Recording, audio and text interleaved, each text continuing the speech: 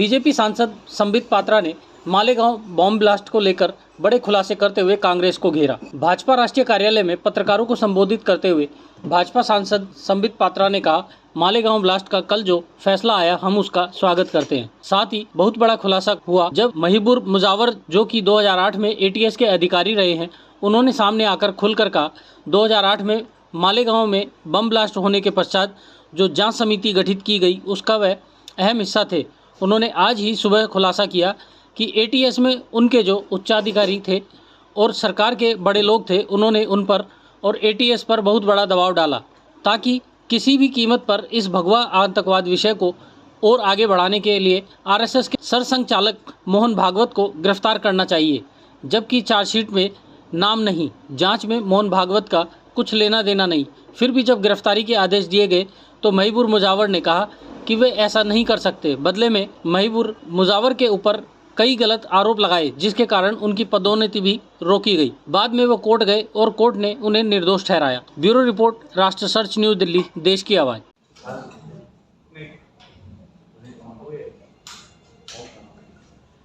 आप सभी को प्रणाम। आज ये press conference Malegaon bomb blast और उसको लेकर जो राजनीति हो रही है उस विषय पर है।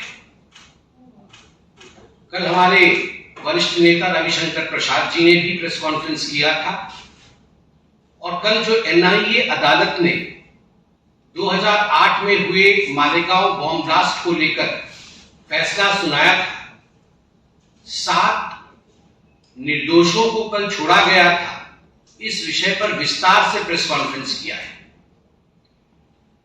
जिस प्रकार से देश में भगवा आतंकवाद के नैरेटिव या विमर्श को फैलाने की कोशिश कांग्रेस की सरकार ने की थी और जिस प्रकार से खास करके गांधी परिवार की चेष्टा थी कि हिंदुओं को अपमानित किया जाए और कहीं न कहीं तुष्टीकरण की राजनीति के कारण, वोट बैंक के पॉलिटिक्स के कारण गांधी परिवार की ये तीव्र इच्छा थी कि सनातन एवं हिंदुओं पर कुठाराघात किया जाए। कल मालेगांव ब्लास्ट पर जो वर्डिक्ट आया कोर्ट का, उसके पश्चात यह विमर्श, यह नैरेटिव औंधे मुंह गिरा है। मगर आज उसमें 2 डेवलपमेंट्स हुई हैं। 2 new developments have come up in the Malegaon blast today. Both of them are political developments which have shed new light in this. 2 विमर्श आज उभर के आए हैं। पहला विमर्श है मालेगांव बॉम्ब ब्लास्ट के दौरान जो एटीएस थी जिसने इन्वेस्टिगेट किया, उस एटीएस के एक अधिकारी जिनका नाम है महबूब मुजावर, उनका एक खुलासा आज हुआ। वह खुलासा बहुत ही चौंकाने वाला है। आज इस प्रेस कॉन्फ्रेंस में महबूब मुजावर के इस खुलासे के विषय में बातचीत होगी। और दूसरा, राहुल गांधी जी के कहने पर पृथ्वीराज चौहान, पूर्व मुख्यमंत्री और कांग्रेस के कद्दावर नेता ने जिस प्रकार का बयान दिया है, कल भी दिया और आज भी दिया है, उस पर भी इस प्रेस कॉन्फ्रेंस में चर्चा होगी।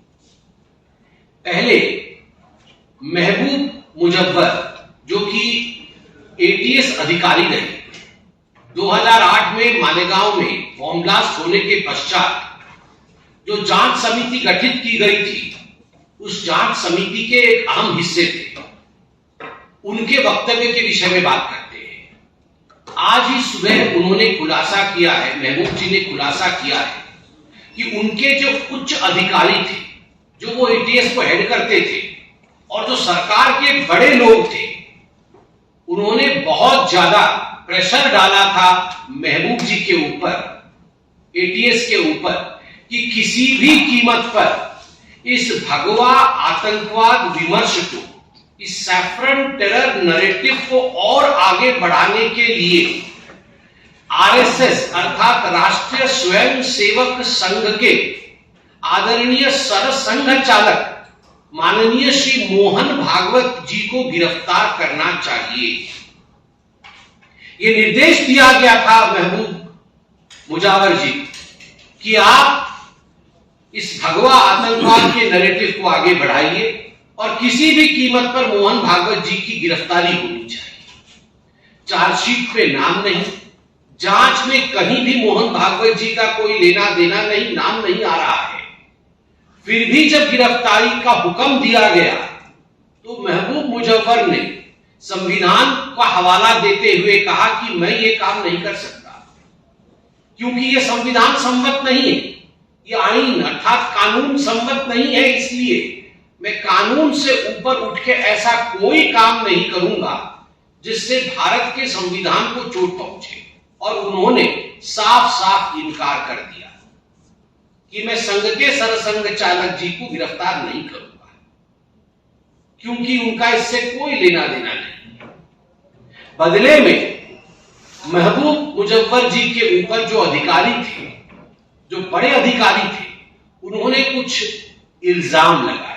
Some damning charges were pressed upon this। बाद में महबूब मुजफ्फर कोर्ट में गए और कोर्ट ने उन्हें एक्विट किया, कोर्ट ने उन्हें छोड़ा। कोर्ट ने कहा कि महबूब मुजफ्फर निर्दोष है और ये सारी चीजें जो उनके खिलाफ कही गई है वो गलत है। तो आप उस समय की कांग्रेस सरकार की विंडिक्टिव एटीट्यूड को देखिए, जबरन किस प्रकार से भारतीय जनता पार्टी और जो लोग हिंदू धर्म को मानते हैं और संघ के उच्चस्थ स्थान पर, उच्च पदवी पर जो लोग आसीन हैं, किस प्रकार से उनको अपमानित किया जाए, उनको गिरफ्तार किया जाए, उनसे बदला लिया जाए। इस प्रकार के विंडिक्टिव एटीट्यूड के साथ उस समय की कांग्रेस पार्टी काम कर रही थी और यह सब कुछ गांधी परिवार के कहने पर हो रहा था। वहां के जो खुफिया तंत्र है, वहां कहा था कि हमें सिमी से बड़ा खतरा हिंदू आतंकवाद से है आज हिंदुस्तान में।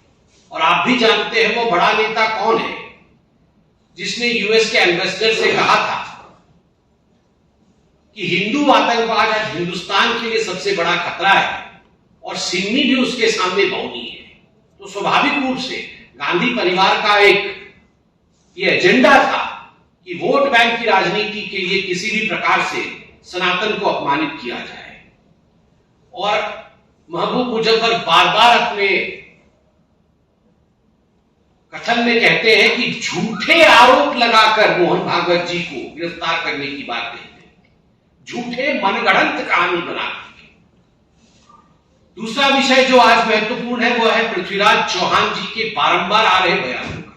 कोई कल एक बार एक्सीडेंटल बयान हो गया हो ऐसा नहीं, आज भी बयान को दोहराया गया है। आज भी कहा गया है, दो बातें कही गई है। पहली बात कही गई है कि आतंकवाद का धर्म नहीं होता। ये जो आतंकवाद का धर्म नहीं होता ये तकिया कलाम है तुष्टीकरण का। ये आतंकवाद का धर्म नहीं होता वो तमाम कांग्रेसी नेता कहते हैं जब आतंकवादी हमला होता है ताकि वो अपने वोट बैंक को साध सके और तुष्टीकरण की राजनीति को आगे बढ़ा सके। और उसी सांस में in the same breath Prithviraj Chauhan कहते हैं आतंकवाद का धर्म तो नहीं होता है, कहना ही है तो आप कहो हिंदू आतंकी या सनातन आतंकी। वाह, आतंकवाद का धर्म नहीं होता मगर हिंदू आतंकी और सनातन आतंकी कहो, कहना ही है।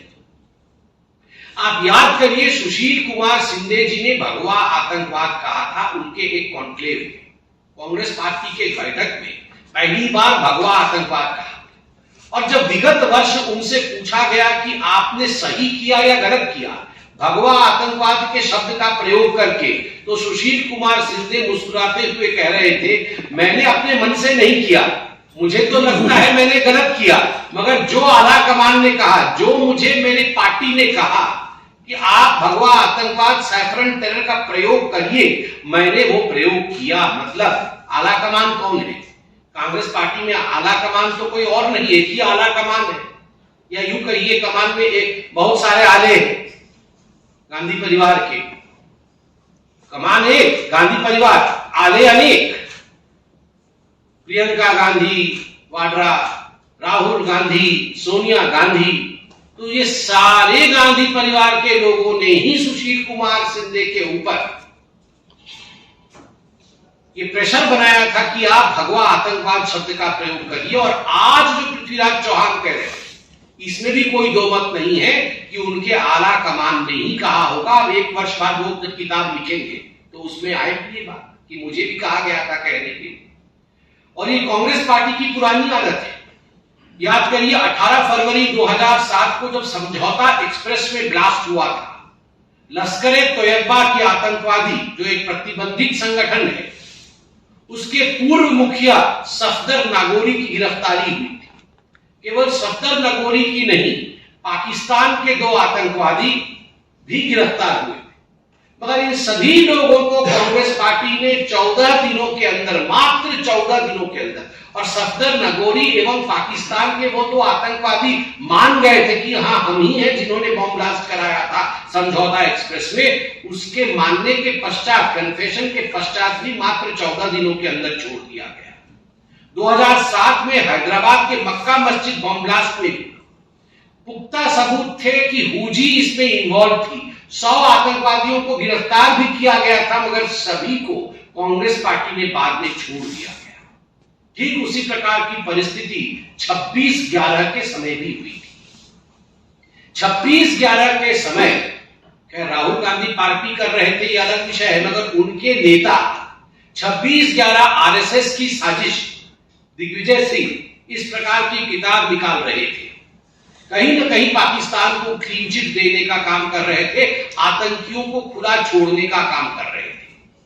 स्वाभाविक है, जिस दिग्विजय सिंह के लिए और जिस गांधी परिवार के लिए जाकिर नायक अपोस्टल ऑफ पीस, शांति दूत है, और जाकिर नायक के एनजीओ से जो पार्टी पैसे लेती है, जो राजीव गांधी फाउंडेशन पैसे लेती है, उनसे ये एक्सपेक्ट करना कि वो हिंदू आतंकवादी नहीं कहेंगे, वो भगवा आतंकवादी नहीं कहेंगे, वो सनातनी आतंकवादी नहीं कहेंगे, ये अधिक है। ये जो पूरा प्रक्रिया हुआ है मालेगांव के ब्लास्ट का, 17 वर्षों बाद निर्दोष घोषित किए गए हैं। जो साथी निर्दोष घोषित किए गए हैं भारतवर्ष के, उनमें से एक सेना में है, उनमें से एक साध्वी है। सनातन और संविधान, इन चारों पर कांग्रेस पार्टी ने 17 वर्षों तक आक्रमण किया। कांग्रेस पार्टी ने एक सुनियोजित ढंग से 17 वर्षों तक सेना, संत, सनातन और संविधान, इनके ऊपर निरंतर आक्रमण किया। मगर सत्यमेव जयते, अंत में सत्य की ही जीत होती है, और सत्य की ही जीत हुई है।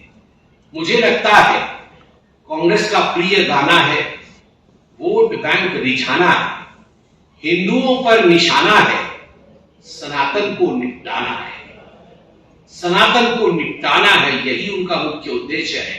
एक बार तो मेरे ख्याल से, अगर मैं गलत नहीं हूं, तो खड़गे जी ने तो बोलते बोलते ही कह दिया था अपने भाषण में कि हमें सनातन को खत्म करना है, सनातन को निपटाना है।